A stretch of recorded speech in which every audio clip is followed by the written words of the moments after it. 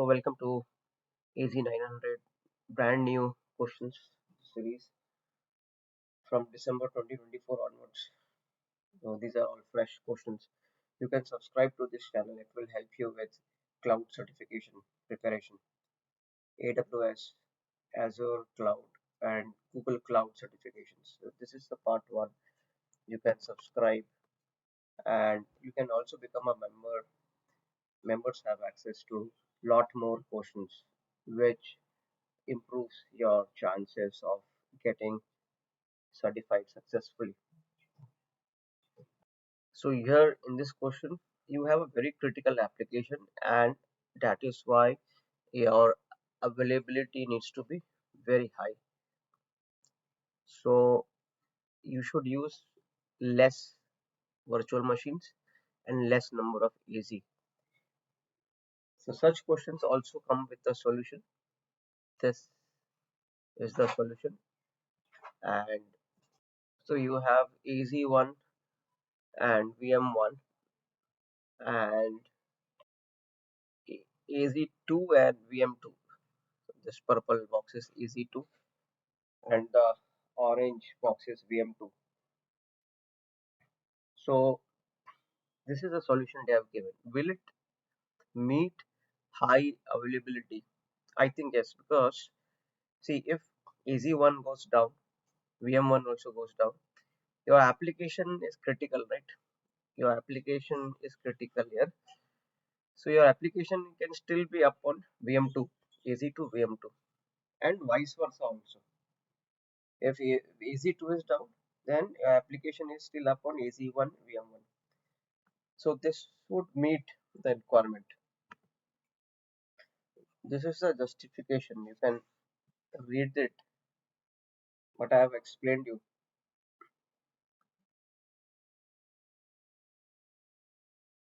So our answer would be yes in this case.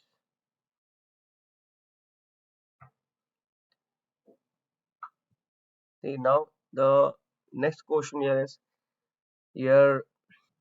So here the requirement is like few people they create VMs and end of the day they destroy those VMs.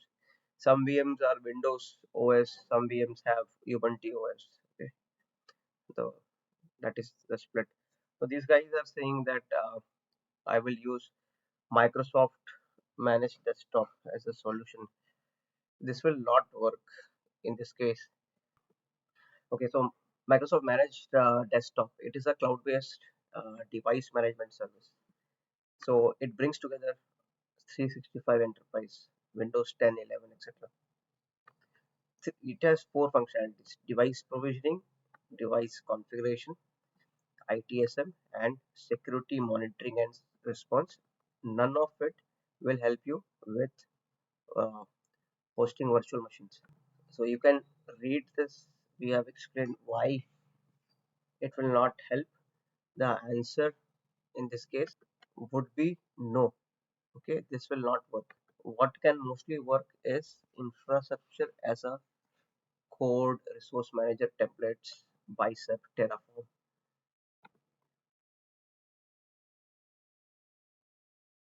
See, in Azure, just like AWS has EC2 instance, in Azure we call it virtual machines. So you can install operating system, Linux, Ubuntu, Linux, Windows. So many other OS is also supported.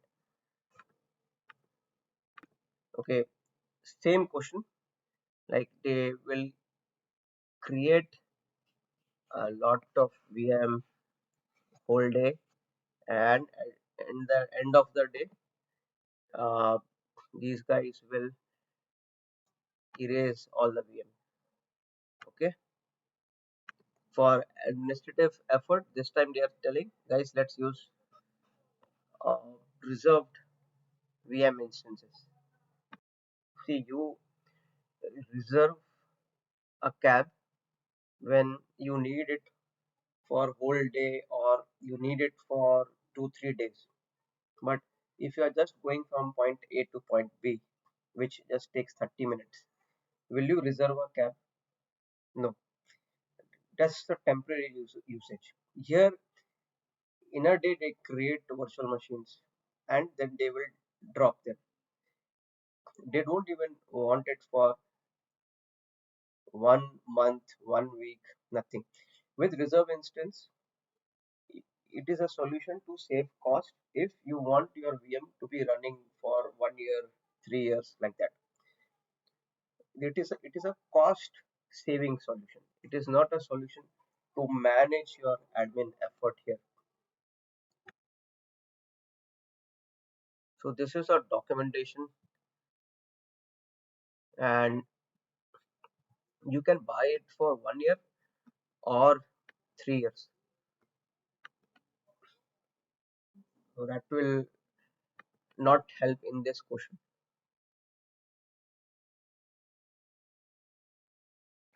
It gives you 72%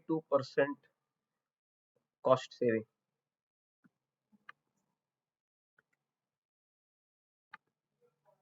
So answer is no.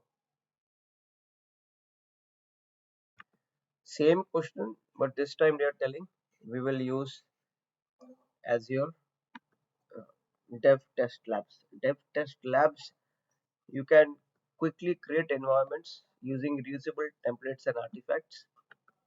You can provision deployment and test environments. That is exactly what our question wants us to do.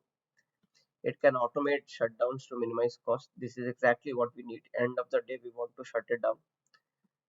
Okay, and it works with both Windows and Linux. So we have both in question. We have Ubuntu Linux VMs and we have Windows VM. So this would fit the bill. We have given the justification. That's what I explained now. Okay, so go through it. You can pause and go through it. So this would be our answer. Yes, it does meet the goal.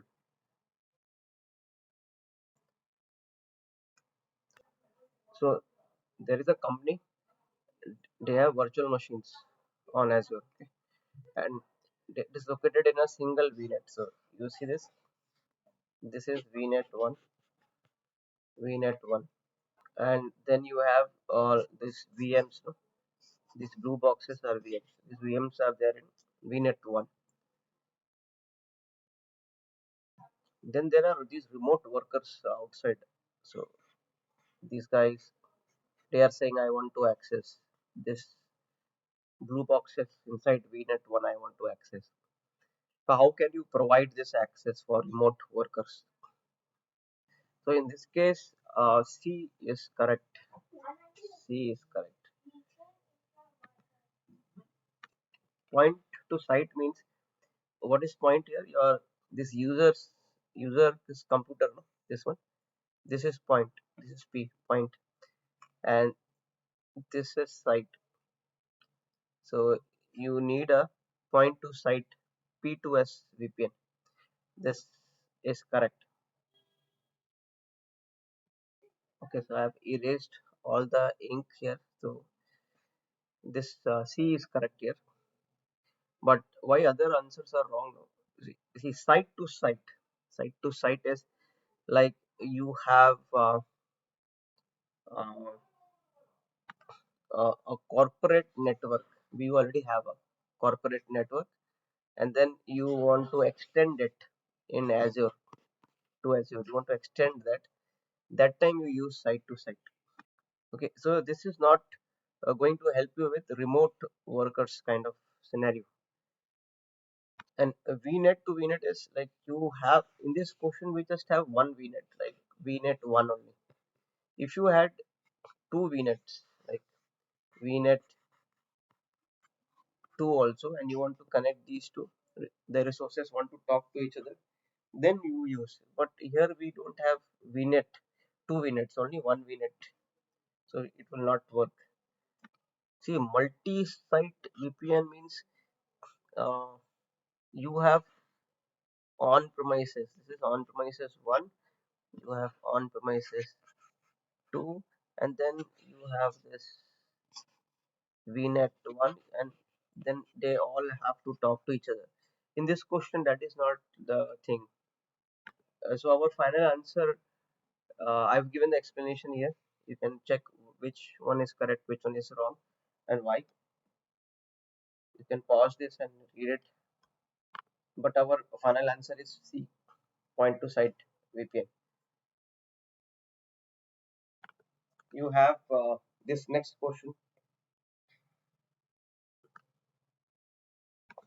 This question is about, they are doing some automated deployment to Azure, and they want a solution to store credential. And that solution, they are telling that, hey, I'll use Azure information protection. What is Azure information protection?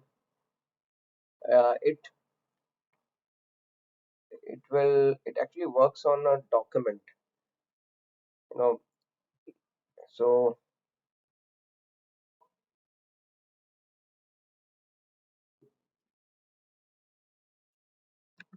you can use it to apply sensitivity labels to your files.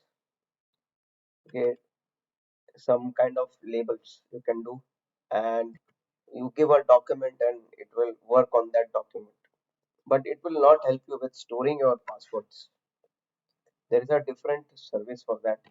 This key vault, you store your credentials here in your home.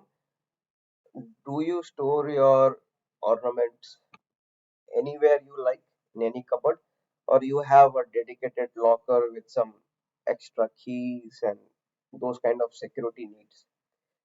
Same way, you have key vault in Azure. So AIP will not work.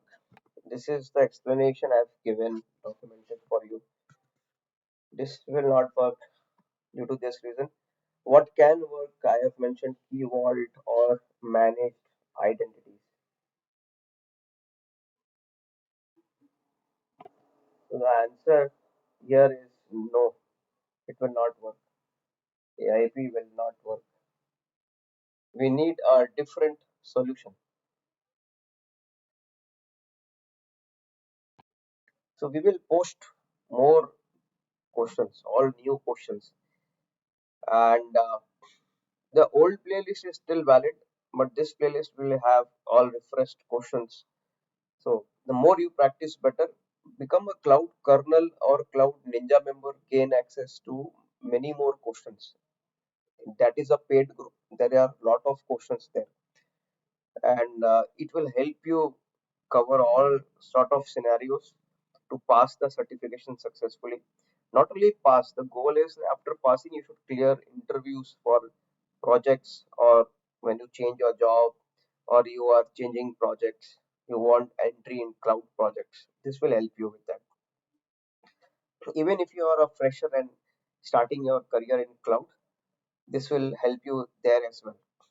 So focus on the concept the way we are explaining each and every option. Do not just ratify that or try to mug it and vomit it in the exam, because after that clearing interview will be a hurdle for you. And please subscribe. Needless to say, please subscribe. Help me grow this user base. And if you want, you can just click the dollar sign and make some donations, because that helps to run this channel. A lot of effort goes in to prepare these contents in a detailed manner to ensure accuracy.